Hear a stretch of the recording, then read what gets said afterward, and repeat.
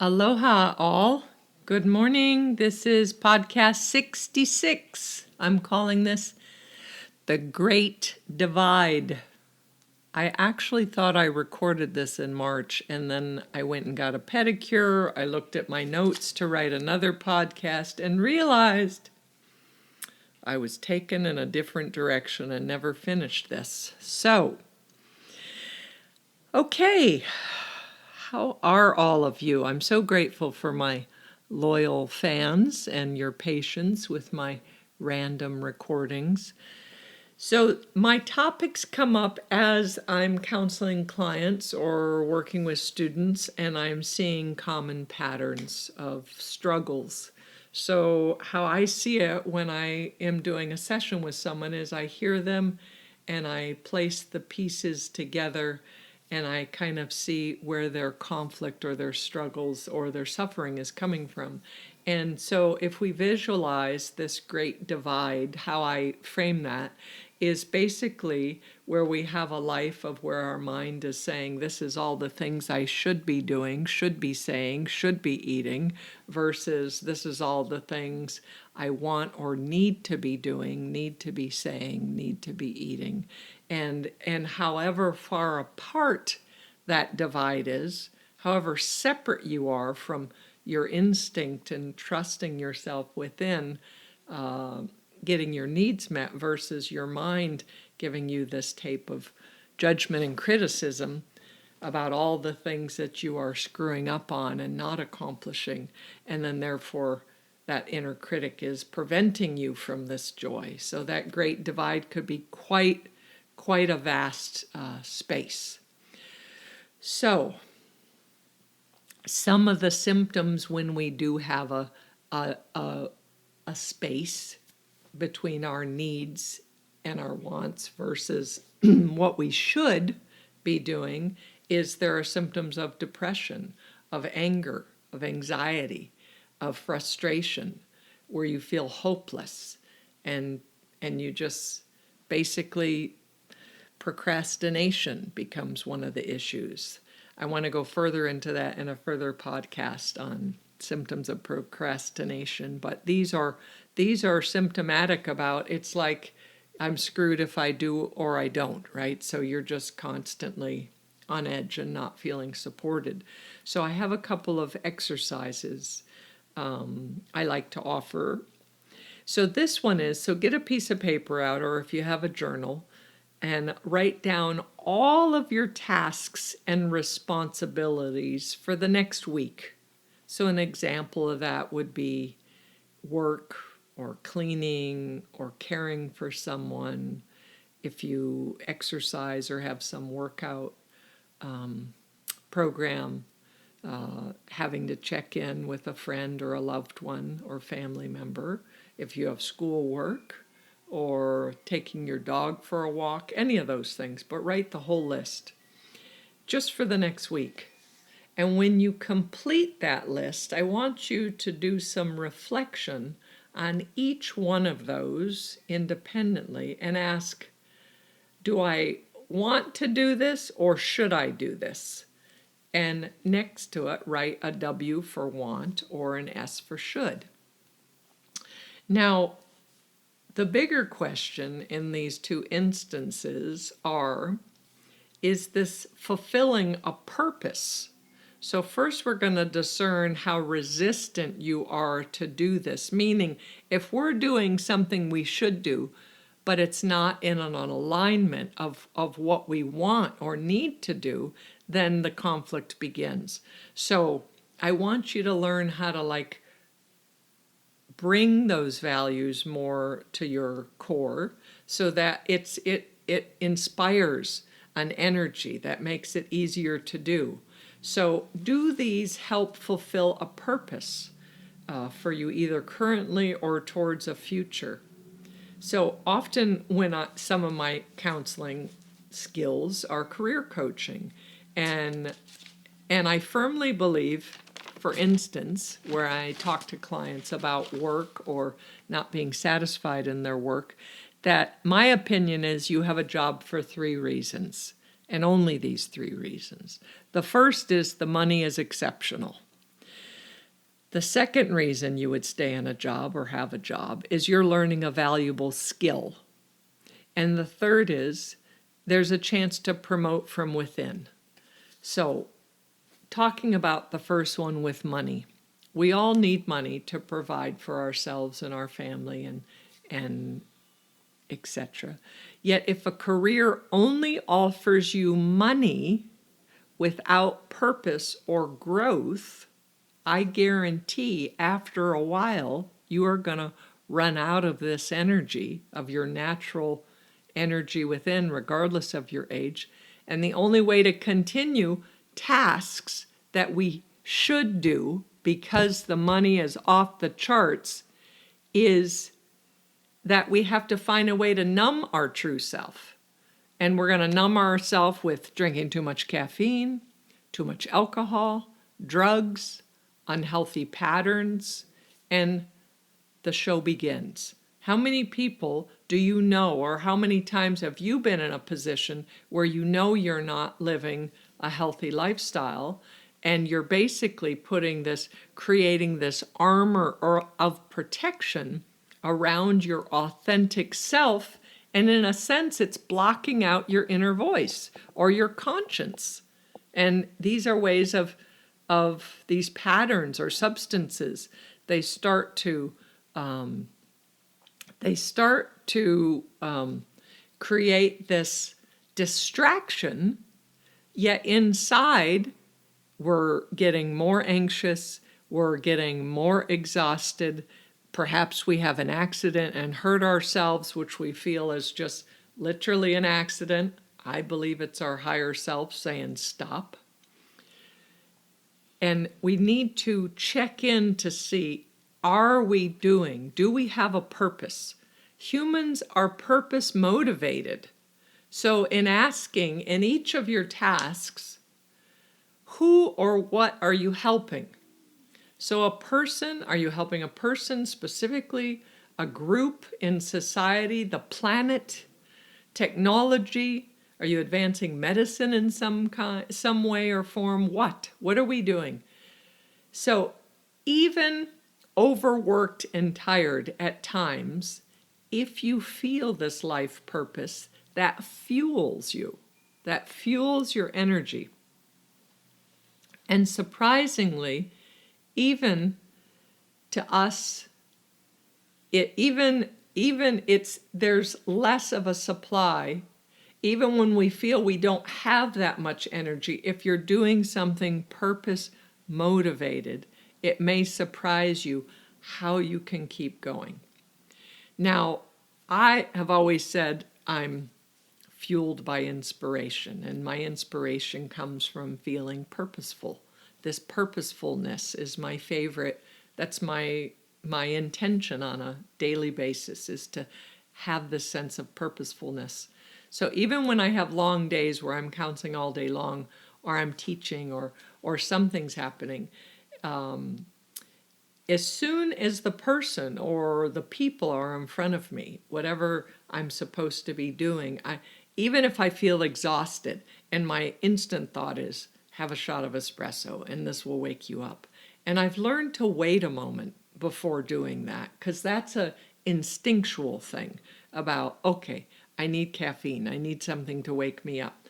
And I've learned to take a couple beats and to just start the counseling session or start the workshop or the teaching or whatever I'm doing. And I notice that I'm so focused on the person in front of me, and the inspiration comes and all the messages come, that I'm high. It's a natural high. I didn't even need that espresso. So, reminding you, we all have unique skills, and we express them in different ways. And these are our nuggets of gold. Now, sometimes the challenge is, where do we fit, and what resources do we actually have to offer? Like, some people have no sense of what their gifts are, and maybe their inner critic is louder, and their divide is greater, and it's such an abyss because they're doing everything they should, as opposed to things they want and that fulfill their needs. I hope that exercise helps you in deciphering what you're doing, what is a should and what is a want. So another exercise I've given in business coaching to help find a career path if you're not certain is that I want you to write down all the hobbies you've ever done or any activity you've done that really lights you up, that helps you to feel just excited and energy for it. And if you've had jobs in the past, even if they seemed significant or short, you didn't have them for a long time, but there was something you just loved about that job. I loved working as a team. I loved collaborating. I loved how much freedom they gave me for creativity. I loved that I was able to really research this, where I got to use my brain and come up with new techniques. Whatever that is, write that job down too. So in addition to this list, if there are any significant happy moments that you remember that has made a mark on you, that made it, this was a good day, I want you to write that down on that list. And then next to each of those points, I want you to write comments on the sides, such as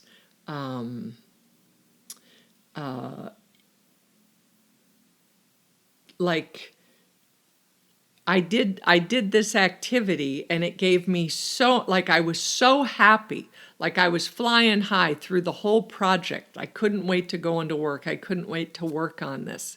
And really decipher what made you so excited about that particular project or that particular task you did or that particular hobby or activity. What made you so excited about it? And really distill that so that you can see what your gifts are. So things that appear to be random or miscellaneous become a speck of a bigger picture that someday it will all make sense as to why we went through that, why we experienced that, and how it now benefits and supports us on this moment of our journey towards discovering more of our life purpose and making more money.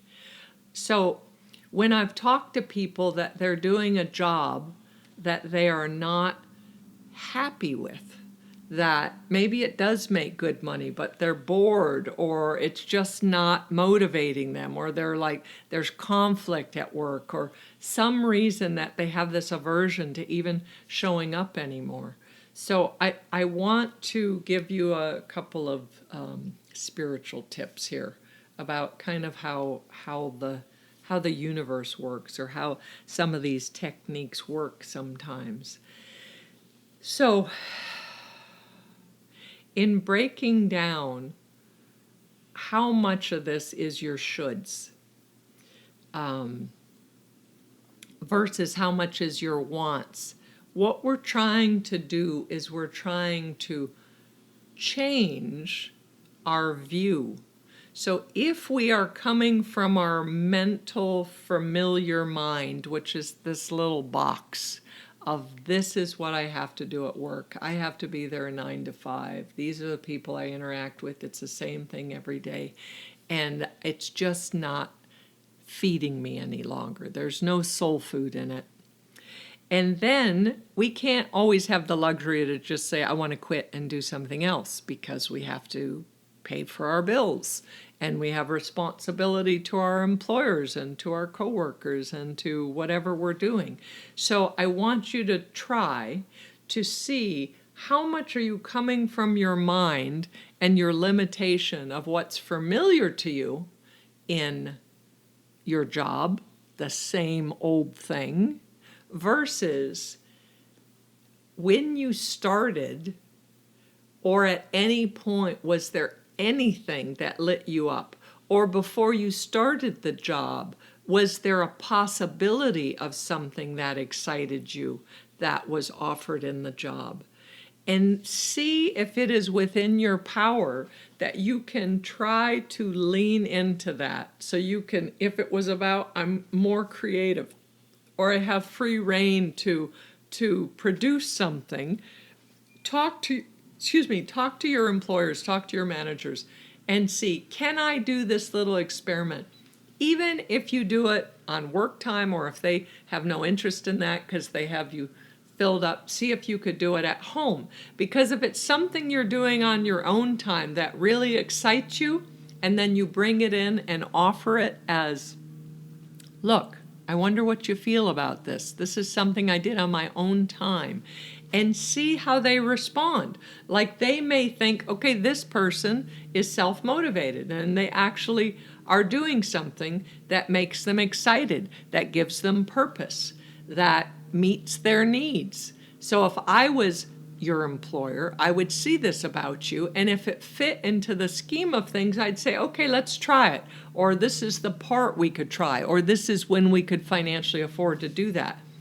If you bring that in and I'm totally shut down to it, then you're getting information. First off, you discovered that when you do things you want and you need that support your purpose, your divide shrinks and you're more in alignment with what you want. So if you need to see the job you're currently working at is not going to support what lights you up, then you actively start to look for something else to do that is in alignment to whatever that second exercise we just did, that checklist. I want it to have creativity. I don't want to be seated at a desk all day. I want to encounter many different people. I want to have a team to work with. Whatever's going on, I want time to focus and study without distractions so that I could really deepen something. So it's about really learning you, discovering you. Know thyself and know the whole world. The more you know about you, it's easier for you to find this purpose. And therefore, when you have the purpose, your divide shrinks.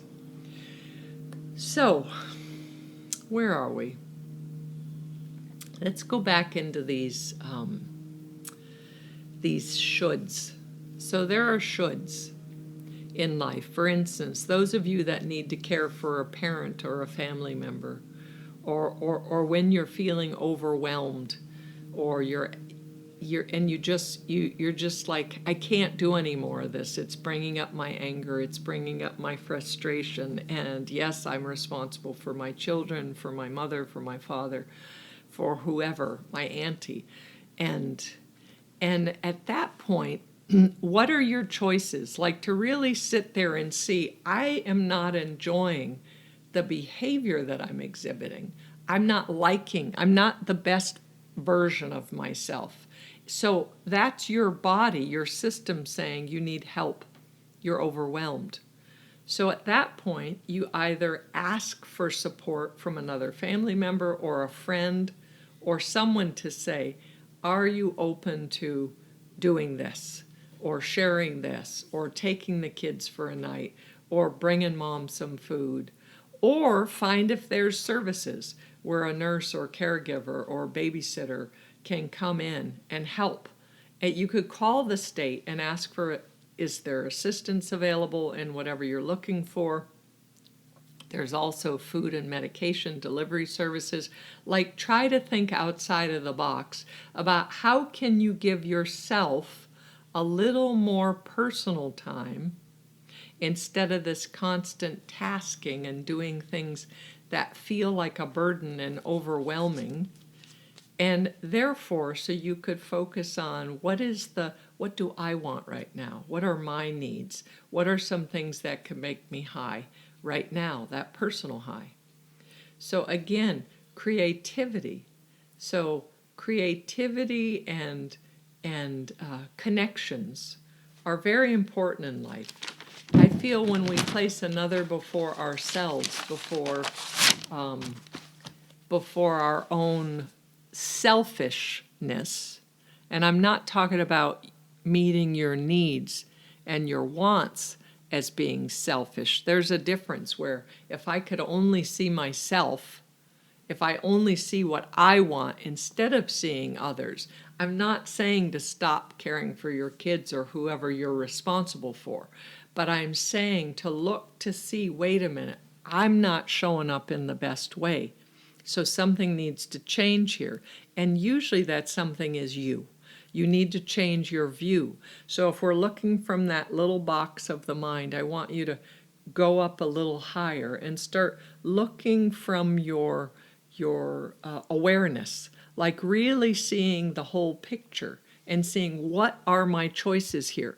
When we ask ourselves, what are my choices here to improve this situation, to change this situation so it's more in alignment with my values and it's less of a divide and I'm more whole, then there's more joy.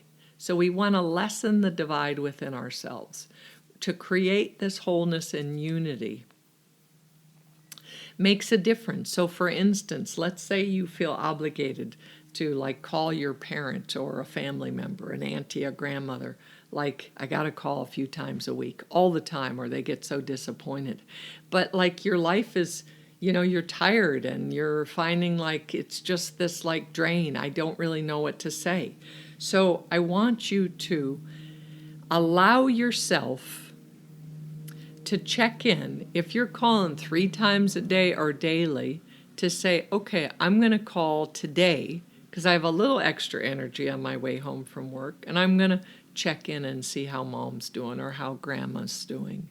And when I call, I'm going to see in that moment, because it was my choice, I brought it back to choice, which was my want, that the whole quality of the conversation becomes deeper and more wonderful. And I guarantee, even if they're used to you calling daily or a few times a week, and you scale that down, if the quality, if your presence is more when you're seeing them or talking to them, because it's your choice and you're showing up more fully, they will love that. They will feel that difference and say, I just love my time, instead of they call so impatient or they're distracted or they're on their phone while they're talking to me. I can tell that. And they feel like they're not important. So you're doing a circumstance of shoulds and they're feeling the result of responsibility, of I'm just an obligation. So let's stop that cycle. Get into a place where your response changes. The circumstance can't always change, but your response to it can change. You can show up and be more authentic if it becomes your choice and your want. So let's address some self-care, which is my specialty. This is my wheelhouse. So establishing a daily consistent routine gives us the motivation to get up excited every day. It's like having the greatest love affair with someone that sees you, that acknowledges you, that hears you. There is time for your needs and wants to be met. Yet instead of putting that great responsibility on a partner or a family member or friend, do it for yourself. Own your authority by being responsible for your own joy, by making a conscious choice and effort to regularly check in with yourself and ask, what would make me happy today? How about you get up? I've often talked about doing your 2 feeling words. How am I feeling in this moment? Getting your 2 feeling words, and now taking a step further. If I were to have anything I wanted today, and I don't want this to be in relation to money, I want this to be in relation to what is within your scope. What would make me happy today? And for those of you that are struggling and not certain what lights you up or what would bring you joy or happiness, then I've often offered that if you think about a time when you were younger or when you were little and things that excited you and made you happy. So start keeping track of a list. And anytime an idea comes in, that it was some memory of something you did when you were younger. Even if it was walking your dog every morning, you used to do this consistently every morning.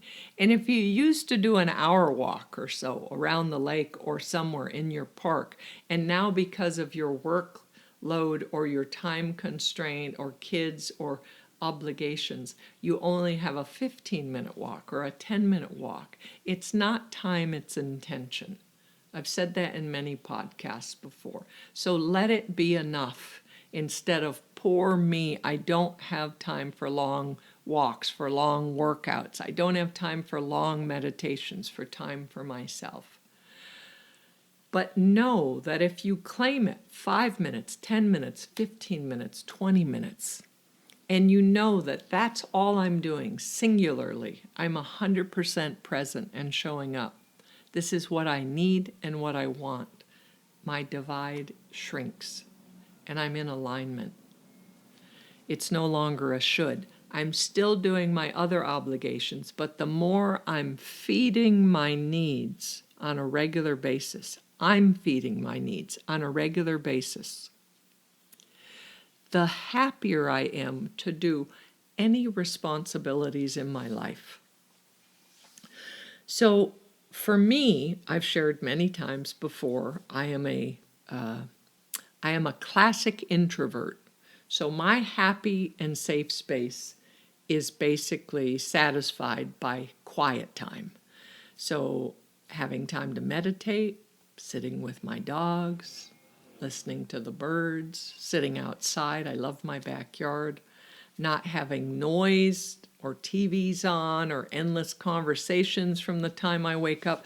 I actually love that I have a lifestyle that I wake up and there's no one here but the dogs. Either my roommates are gone already or they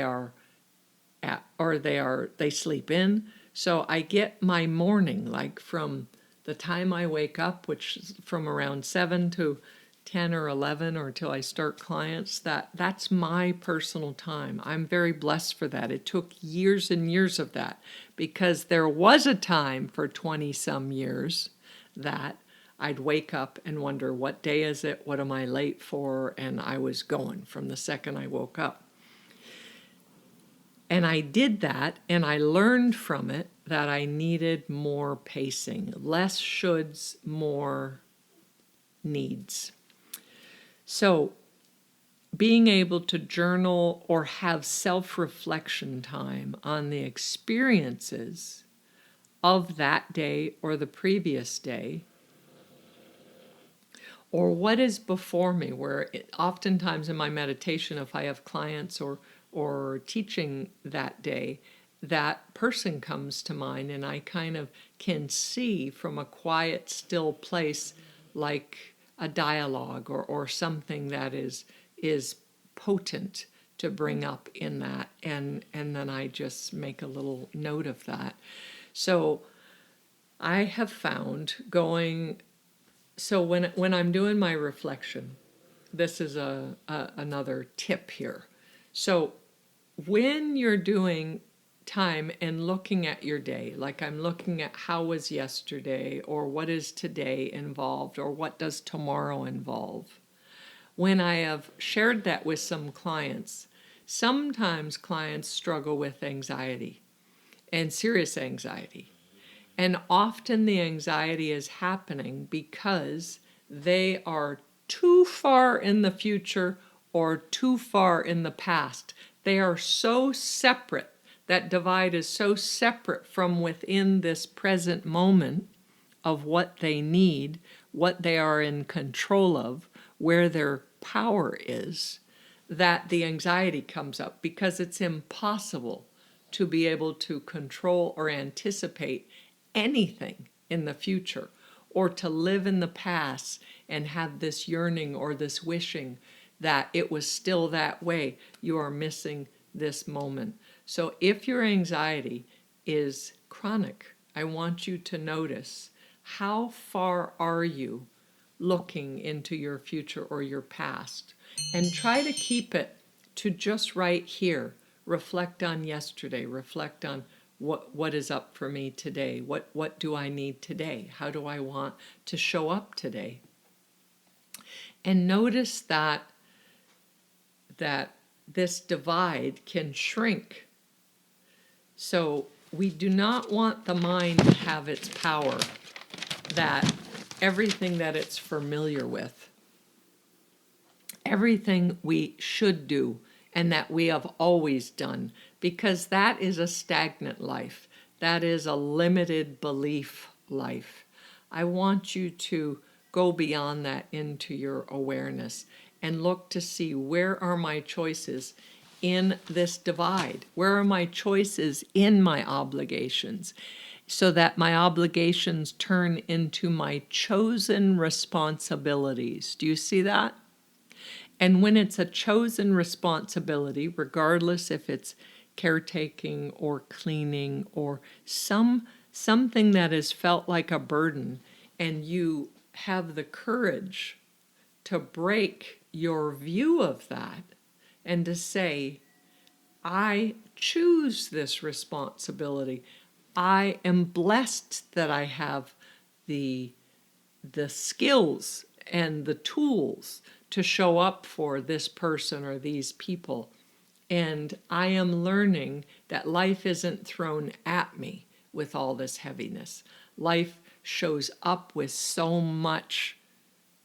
many responsibilities, because I can move into the place, but I could only move into what is in front of me, one moment at a time. And I'm going to continue to make me part of the equation. I'm going to continue to check in to say, what does Samana need today? How am I feeling? Do I have the energy for this?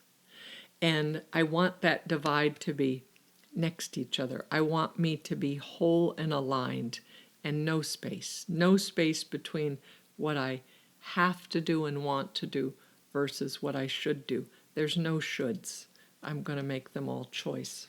So I want you to have the courage to check in each moment and respond to your best self, with you as a factor, your needs as a factor in each equation, as well as others being a factor.